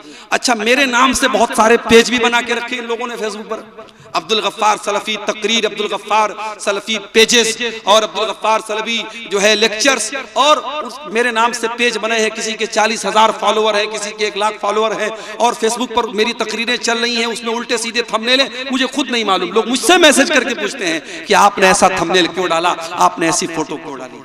तो मेरे प्यारे साथियों, हम अच्छी जगहों पे जाते हैं, परिवार लेके जाते हैं। दार्जिलिंग आपके यहाँ से करीब है, आप कभी दार्जिलिंग घूमने जाते हैं, बीवी को लेके जाते हैं, बच्चों को लेके जाते हैं। कभी आप आगरा का ताजमहल देखने जाते हैं तो बीवी को लेके जाते हैं। आप नहीं चाहते हैं कि आप नहीं चाहते हैं कि जन्नत में भी आप जाएं तो सब परिवार जाएं, अपने परिवार के साथ जाएं, अपनी फैमिली के साथ जाएं। अगर आप जाना चाहते हैं तो आइए, मैं तरीका आपको बताता हूं, कुरान आपको तरीका बताता है। वल्लज़ीना आमनू वत्तबअतहुम ज़ुर्रिय्यतुहुम बिईमानिन अलहक़ना बिहिम ज़ुर्रिय्यतहुम वमा अलतनाहुम मिन अमलिहिम मिन शै। अगर बाप ईमान वाला है, बाप अगर नेक है, बाप अगर दीनदार है, अल्लाह ताला जन्नत में उसकी औलाद को उसके साथ मिला देगा। अल्लाह परिवार के साथ रखेगा, अल्लाह बेटों को बाप के साथ रखेगा। अगर बाप दीनदार है और औलाद भी अपने बाप के तरीके पर चल रही है। सऊदी अरब की सरजमीन पर एक बहुत पैसे वाला आदमी था, उसने एक दुकान खोली। दुकान का नाम उसने अलबैक रखा। अलबैक में उसने एक चिकन को फ्राई करके बेचना शुरू किया। अब आपके सीमांचल में तो चिकन का मतलब वही सालन बना दो, ढेर सारा झोल डाल दो और नमक डाल दो, ये साहब हो गया। देसी मुर्गा अच्छे, पोल्ट्री अच्छे। आप उसको मुर्गे को बनाने के बहुत सारे तरीके आते हैं। मैं तो कभी कभी कहता हूं आप अपने घर की औरतों को बताइए भाई, खाना और भी तरीके से सालन बनता है, और भी तरीके से चिकन बनता है, एक ही तरीका है। मछली कभी आपके यहाँ खाओ, बिल्कुल ठंडी मछली लेके आते हैं। मैं कहता हूँ भैया ठंडी मछली क्यों? कहते मौलाना साहब हमारे यहाँ ठंडी ही खाते हैं। भैया हम लोग गर्म खाते हैं। कहीं जाओ तो लोग कहते हैं मौलाना साहब रोटी खावे ना चावल खावे, हम कहा दोनों खाबो, हम दोनों खाबो, चावल भी खाबो रोटी भी खाबो, हम लोग दोनों खाते हैं भाई। मछली लाए, मछली में आंख भी लगी है। मैंने पूछा भाई ये आंख लगी है, कम से कम आंख तो निकाल देते। बोले मौलाना मछली खाएगा तो आंख मजबूत होगा। मैंने कहा लो भैया, हमारे यहाँ छोटी मछली भी हो तो उसकी आंख निकाल देंगे, पेट की गंदगी निकाल देंगे, यहाँ पूरी मछली बना देंगे। फिर जब प्लेट में आएगी, एक बहुत पहले मैं 2009 से आपके सीमांचल में आ रहा हूँ, एक बार प्रोग्राम में आया, एक जगह देसी मुर्गा बना था। अब मुर्गे का जो पैर होता है, पैर तो बनाते हैं आप लोग, अच्छी बात है, पैर के साथ साथ उसका नाखून भी गलती से उसमें रह गया। अब नाखून मैंने देखा साहब, मुझे तो बिल्कुल अजीब सा लगा। कई दिनों तक तो मुझे मुर्गा खाने का मन ही नहीं कर रहा। तो खाना बनाने के भी बहुत सारे तरीके होते हैं। आप अपने घर की औरतों को बताएं, आज यूट्यूब पर मौजूद है, आप चिकन बनाने के सैकड़ों तरीके हैं। आप अलग अलग रेसिपीज से बनाएं मेरे प्यारे साथी, अलग अलग तरीके से आप बनाएं। आप देखें कि खाने पीने के ये तरीके जो होते हैं ये आपको, आपकी फैमिली को, आपके परिवार को मेरे प्यारे साथियों अच्छे लगते हैं। और इंसान जब अच्छी चीजें खाता है सोचता है परिवार के साथ खाऊं। क्या आप नहीं चाहेंगे कि जन्नत में भी आप अपने परिवार के साथ जाएं? कुरान कहता है वल्लज़ीना आमनू वत्तबअतहुम ज़ुर्रिय्यतुहुम बिईमान, जो ईमान वाले लोग हैं और उनकी औलाद भी उनके नक्शे कदम पे चलने वाली है और औलाद भी उनके तरीके पर चलेगी, हम जन्नत में उनके परिवार के साथ उनको रखेंगे। मेरे प्यारे साथियों, आप नेक बन जाइए, आप दीनदार बन जाइए, आपके बच्चे ऑटोमेटिक नेक बनेंगे और दीनदार बनेंगे। आज हालात क्या है? कितने घर हैं जहां एक आदमी भी नमाज पढ़ने वाला नहीं, एक आदमी भी नमाज पढ़ने वाला नहीं है। पूरा घर बहुत शानदार बना है, टाइल्स भी बिछाए गए हैं, बहुत बेहतरीन पेंट भी लगाया गया है, घर में झूमर भी लटकाया गया है, मसेरी भी बहुत बेहतरीन बनाई गई है, बहुत अच्छा फर्नीचर भी बनाया गया है। लेकिन उस घर में मेरे प्यारे साथियों अगर अल्लाह का कोई नाम लेने वाला नहीं, अगर अल्लाह का कोई जिक्र करने वाला नहीं है, वो घर मुर्दा है, मुर्दा है, मुर्दा है। अल्लाह के प्यारे नबी फरमाते हैं मसलुल बैतिल्लज़ी युज़करुल्लाहु फीही वल बैतिल्लज़ी ला युज़करुल्लाहु फीही, जिस घर में अल्लाह का नाम लिया जाए वो घर जिंदा है और जिस घर में अल्लाह का नाम ना लिया जाए वो घर मुर्दा है। मेरे प्यारे भाइयों, आपके घर में टाइल्स हो या ना हो, आपके घर में झूमर हो या ना हो, आपके घर में आरामदेह बिस्तर हो या ना हो, लेकिन कोशिश ये करो कि आपका घर मुर्दा ना हो जाए। अपने घर को नमाज से जिंदा रखो, अपने घर को अल्लाह के जिक्र से जिंदा रखो। और जब घरवाली तलाश करो, आजकल घरवाली कहां तलाश की जा रही? इंस्टाग्राम पे। अरे जो इंस्टाग्राम चला रही है वो तुझको कितना चलाएगी तू ये सोच। जो फेसबुक चला रही है, जो सोशल मीडिया पर आईडी बना के चला रही है, वो कल तुझको कितना उंगली पर नचाएगी तू सोच। अब तो वो दौर आ गया कि साहब मैंने सुना है कि एक एक लड़के की और एक एक लड़की की कई कई आईडी होती है और कितने लड़के लड़की की आईडी बना के अपने ही दोस्तों को बेवकूफ बना के एक एक साल का रिचार्ज करवा लेते हैं। सब चल रहा है मार्केट में। जिसके मोबाइल में रिचार्ज खत्म हो गया, लड़की के नाम की आईडी बनाया, दूसरे दोस्त को मैसेज किया, हाय हेलो किया, सलाम भेजा और उसके बाद जब देखा कि हाँ मामला बन गया है, अरे यार मेरे मोबाइल पे 1 साल वाला रिचार्ज करा दो, 800 रुपये का या कितने का 3600 का शायद रिचार्ज आता, रिचार्ज करा दिया, आईडी खत्म, बात खत्म। ये चल रहा है मार्केट। मेरे प्यारे साथियों, जब आप निकाह के लिए रिश्ता तलाश करें, मैं माफ कीजिएगा नौजवानों से नहीं कह रहा हूं, उनके गार्जियन से कह रहा हूं, क्योंकि इस्लाम ने आपका रिश्ता तय करने की अथॉरिटी आपके माँ बाप को दी है। इस्लाम की ये तालीम नहीं है कि आप जाकर के रिश्ता तलाश करें। जब मेरी प्यारी माँ बहनों अपने घर के लिए बहू तलाश करने जाओ या अपनी बेटी के लिए दामाद तलाश करने जाओ, अल्लाह के नबी क्या फरमाते हैं? आपने फरमाया इज़ा खतब इलैकुम मिम्मन तर्ज़ौना दीनहु व खुल्क़हु, जब तुम्हारे लड़का लड़की के लिए अच्छा रिश्ता आ जाए, दीनदार रिश्ता आ जाए, फज़व्विजूहु, तो जल्दी से तुम निकाह कर दो। इल्ला तफ़अलू, अगर तुम ऐसा नहीं करोगे तकुन फितनतुन फिल अर्दि व फसादुन अरीज़, तो जमीन के अंदर बहुत फितना और फसाद फैल जाएगा। आज कितनी खूबसूरत, कितनी दीनदार बच्चियां हैं, कितनी दीनदार लड़कियां हैं, अगर उनकी शक्ल सूरत में कुछ कमी हो जाए, किसी की हाइट थोड़ी कम हो जाए, किसी का रंग थोड़ा हल्का सांवला हो जाए, उन लड़कियों के रिश्ते नहीं लगते। मेरे प्यारे साथियों, वो जितनी भी 5 टाइम की नमाजी हो, आलिमा हो, मदरसे की पढ़ी हो, लेकिन लोग रंग पे मरते हैं, लोग सूरत पे मरते हैं। शायर कहता है इस दौर के आदमी अधूरे हैं, सूरतें तो मिलती हैं, सीरतें नहीं मिलती। इस दौर के लोगों ने आज सूरतों को मेयार बना के रखा है, सीरत को मेयार नहीं बनाया है। नतीजा ये है कि अच्छी दीनदार और कैरेक्टर वाली बच्चियां बेचारी वो बैठी हैं, और जो कैरेक्टरलेस है, खूबसूरत है, उसकी खूबसूरती पे लोग मर मिटे हैं। मेरे प्यारे साथियों, घर को अगर एक अच्छा घर बनाना है, परिवार की एक अच्छी तरबियत करना है, अपने अभी आपका बच्चा दुनिया में नहीं आया है, अभी शादी नहीं हुई है, शादी के पहले ही इस्लाम क्या कहता है? अगर आप एक अच्छे बाप बनना चाहते हैं, अपने होने वाले बच्चों के लिए एक अच्छी माँ का इंतजाम कीजिए, एक अच्छी बीवी अपने घर में लाइए। कैसी बीवी लाइए?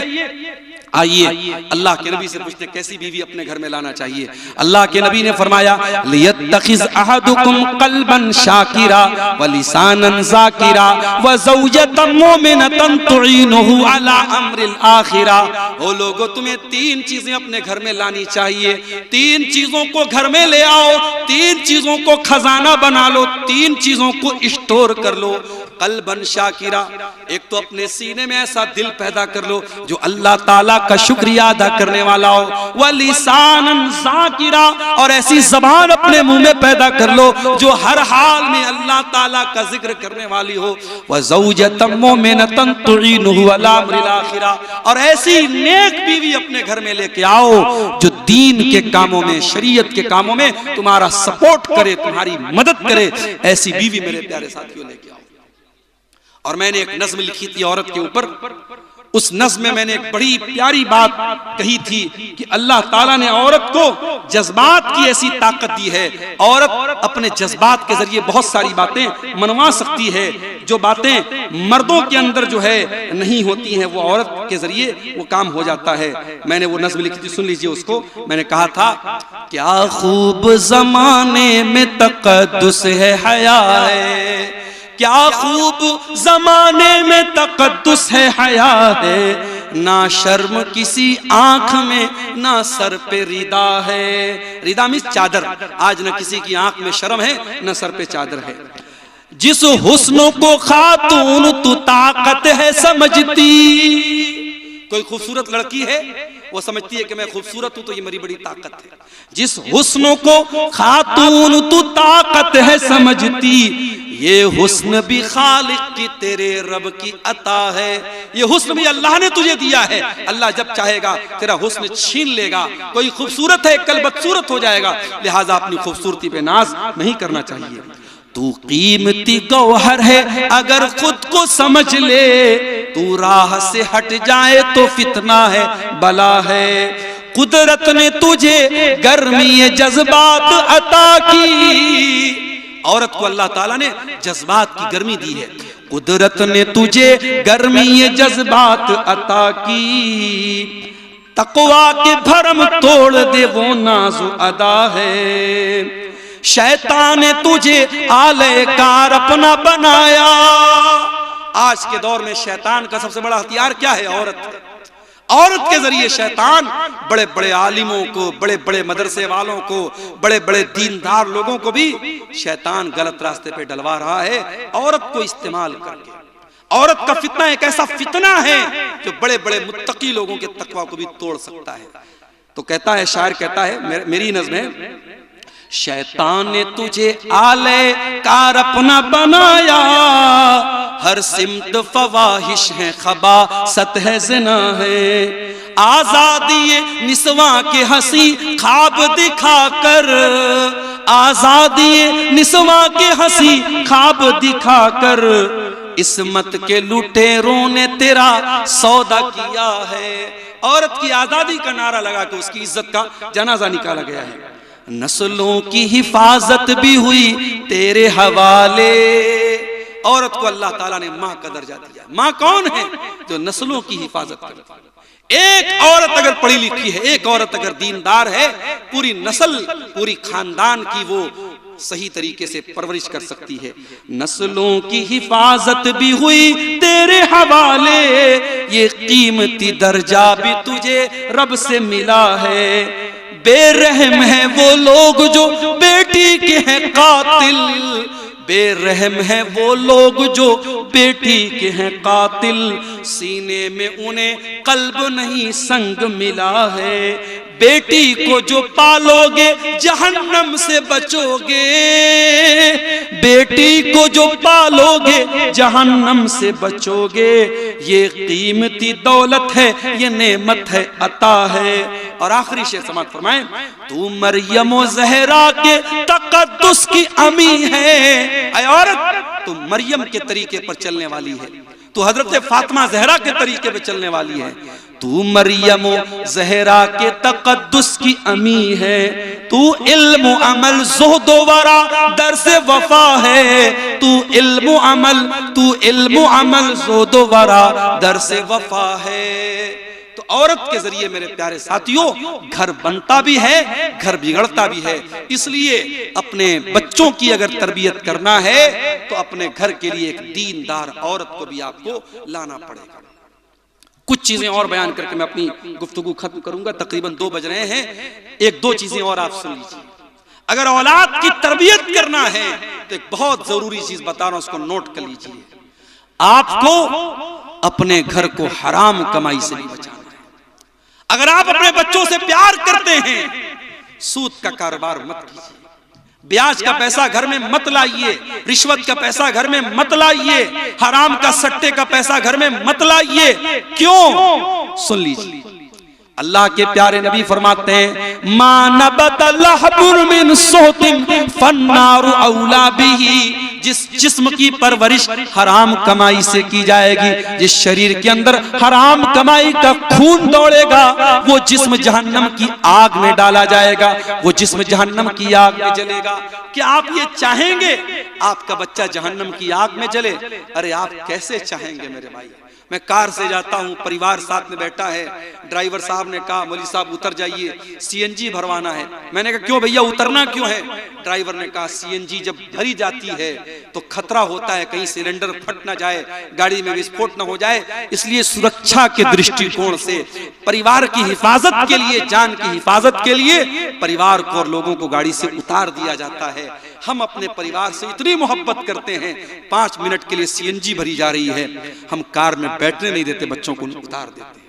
मेरे प्यारे साथियों, सीएनजी से आग लगेगी, पेट्रोल से आग लगेगी, डीजल से आग लगेगी, लेकिन जो जहन्नम की आग होगी दुनिया की आग से 70 गुना ज्यादा खतरनाक होगी। किस तरीके से हम अपने बच्चों को जहन्नम की आग से बचाएंगे?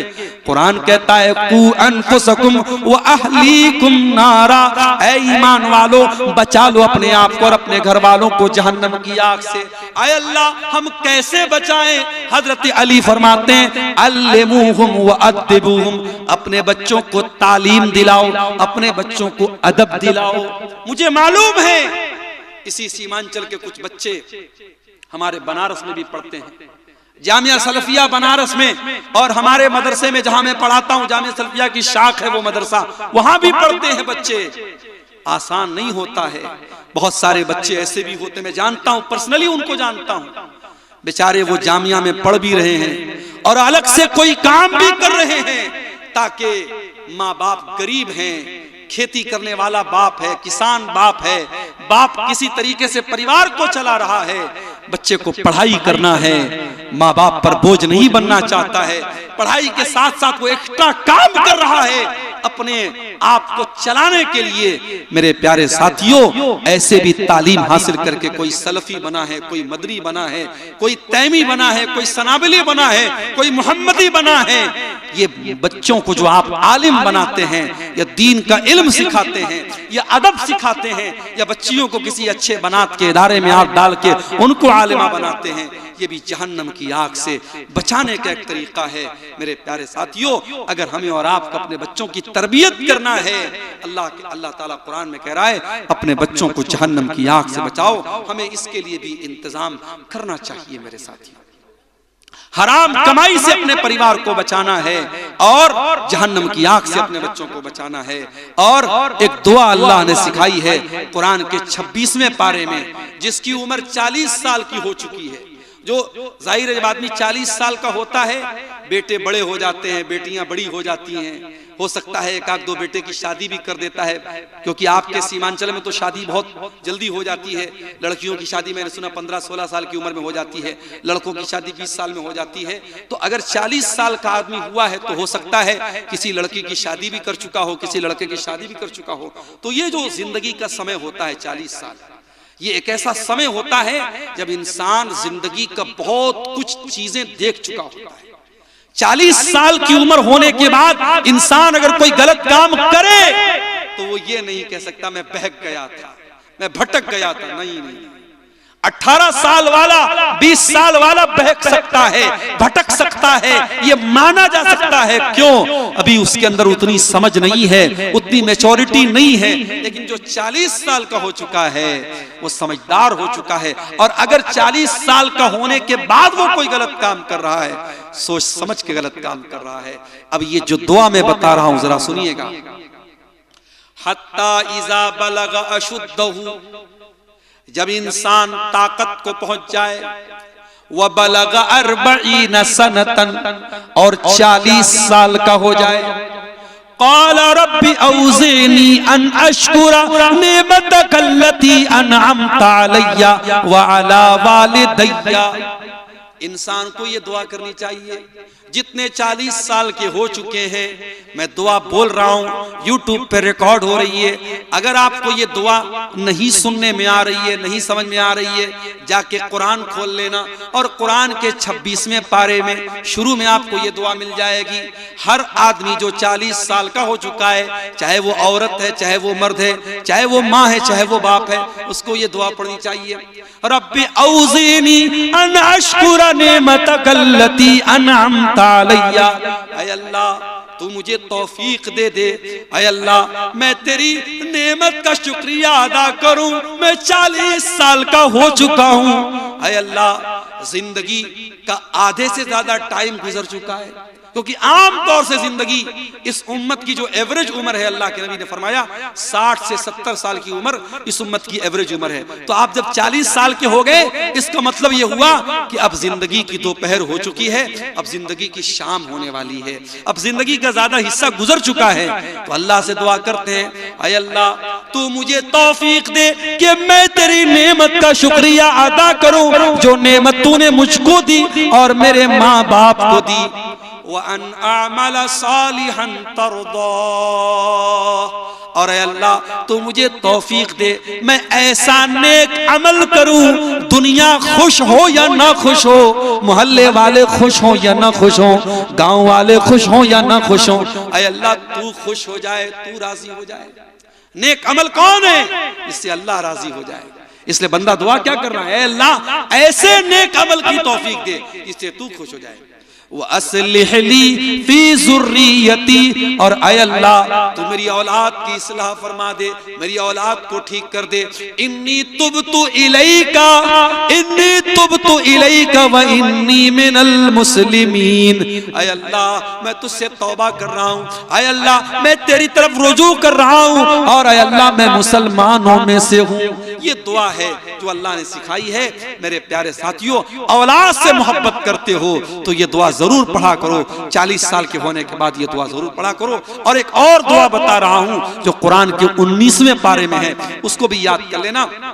सूरह फुरकान के आखिर में ये दुआ है, रब्बना हब लना मिन अज़वाजिना व ज़ुर्रिय्यातिना कुर्रत आयुन वजअलना लिलमुत्तक़ीना इमामा। ऐ अल्लाह हमारे बीवी बच्चों को हमारी आंखों की ठंडक बना दे।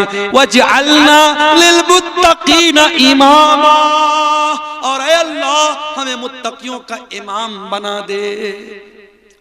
हजरत उमर बिन अब्दुल अजीज रहमतुल्लाह अलैह जब खलीफा हुए, फजर के टाइम उन्होंने चार्ज संभाला। फजर के टाइम उन्होंने चार्ज संभाला। फजर से लेकर ज़ोहर तक वो फैसला करते रहे, हकदारों को उनका हक देते रहे, जालिमों के जुल्म को कैंसिल करते रहे। ज़ोहर का टाइम हो गया, हजरत उमर बिन अब्दुल अजीज रहमतुल्लाह अलैह घर आए, ज़ोहर की नमाज उन्होंने पढ़ी। ज़ोहर की नमाज पढ़ने के बाद बिस्तर पे आराम करने के लिए जाने लगे। सोचे सुबह से काम कर रहा हूं, थक गया हूं, थोड़ा आराम कर लेता हूं, शाम को फिर बैठूंगा और लोगों का फैसला करूंगा। बिस्तर पे आराम करने के लिए जाने लगे। उनका बेटा अब्दुल मलिक उनके पास आया। कहा अब्बा जान क्या इरादा है? कहा बेटा सुबह से बहुत थक गया हूं, फजर से लेकर के ज़ोहर तक कंटिन्यू लोगों के फैसले करता रहा हूं। बेटा अब सोने जा रहा हूं, आराम करने जा रहा हूं। अब मैं असर के बाद फिर निकलूंगा और लोगों का फैसला करूंगा। कहा अब्बा जान कितने मजलूम हैं, उनकी आंखें आपका इंतजार कर रही हैं। कितने हकदार हैं जो इंतजार कर रहे हैं कि उमर बिन अब्दुल अजीज आया है, अब मेरा हक मुझको मिलेगा, अब मेरे साथ अन्याय नहीं होगा, अब मेरे साथ अत्याचार नहीं होगा, अब मेरे साथ जुल्म नहीं होगा। अरे अब्बा जान ऐसे हालात हैं और आप सोने जा रहे हैं। कहा बेटा सुबह से तो लगा हूं, दोपहर तक जोहर तक तो कंटिन्यू काम किया है, थोड़ी देर सुस्ता लेता हूं, आराम कर लेता हूं, उसके बाद फिर यही काम करना है। कहा अब्बा जान क्या इस बात की गारंटी है कि आप बिस्तर पे सोने जा रहे हैं और आप असर तक जिंदा रहेंगे? अगर इसी हालत में आपकी मौत हो गई, इसी हालत में आपका इंतकाल हो गया, कल कयामत में अल्लाह पूछेगा ऐ उमर बिन अब्दुल अजीज तुझे खलीफा बनाया गया, तुझे अमीरुल मोमिनीन बनाया गया, तेरी अदालत में बहुत सारे केस आए थे, बहुत सारे मामलात आए थे, लोग तेरा इंतजार कर रहे थे, तू दोपहर में सो गया, तेरी मौत आ गई। ऐ उमर बिन अब्दुल अजीज तूने ये लापरवाही क्यों की? अब्बा जान आप बताइए अल्लाह को क्या जवाब देंगे? हजरत उमर बिन अब्दुल अजीज रहमतुल्लाह अलैह की आंखों में आंसू आ गए, अपने बेटे को गले लगाया, कहा अल्लाह तेरा शुक्र है तूने मुझे ऐसा बेटा दिया है, वो बेटा जो अपने बाप के दीन के सिलसिले में अपने बाप की मदद करता है। मेरे प्यारे भाइयों ऐसे बेटे कब मिलेंगे? जब आप बेटों की अच्छी तरबियत करेंगे और ये दुआ करेंगे रब्बना हब लना मिन अज़वाजिना व ज़ुर्रियातिना कुर्रता आयुन, ऐ अल्लाह हमारे बीवी बच्चों को हमारे आंखों की ठंडक बना दे, वजअलना लिल मुत्तकीना इमामा, और हमें मुत्तकियों का इमाम बना दे। तो तरबियत औलाद के ताल्लुक से ये चंद बातें मेरे प्यारे साथियों आपके सामने मैंने रखी हैं, इस उम्मीद के साथ रखी हैं कि हम अपनी औलाद की तरबियत में इन बातों का ध्यान रखेंगे। आज सीमांचल के इलाके में औलाद की जब बात आती है, लोग एक सवाल बहुत करते हैं, मौलवी साहब अकीका करना है, अकीका करना है, ठीक है अकीका भी औलाद का एक हक है, लेकिन अकीका के अलावा भी बहुत सारी चीजें हैं, हमें उन चीजों का भी ख्याल रखना चाहिए। अल्लाह से दुआ है रब्बुल आलमीन हमें तरबियत औलाद का हक अदा करने की तौफीक अता फरमाए, और औलाद की तरबियत के सिलसिले में जो कमी और कोताही है अल्लाह ताला हम सबको दूर करने की तौफीक अता फरमाए, जब तक दुनिया में जिंदा रखे इस्लाम पर जिंदा रखे और हमारा खात्मा ईमान पर हो। रब्बना तक़ब्बल मिन्ना इन्नका अंतस समीउल अलीम व तुब अलैना इन्नका अंतत तव्वाबुर रहीम व सल्लल्लाहु तआला अला नबीना मुहम्मद व अला आलिहि व सहबिहि अजमईन। वस्सलामु अलैकुम व रहमतुल्लाहि व बरकातुहू।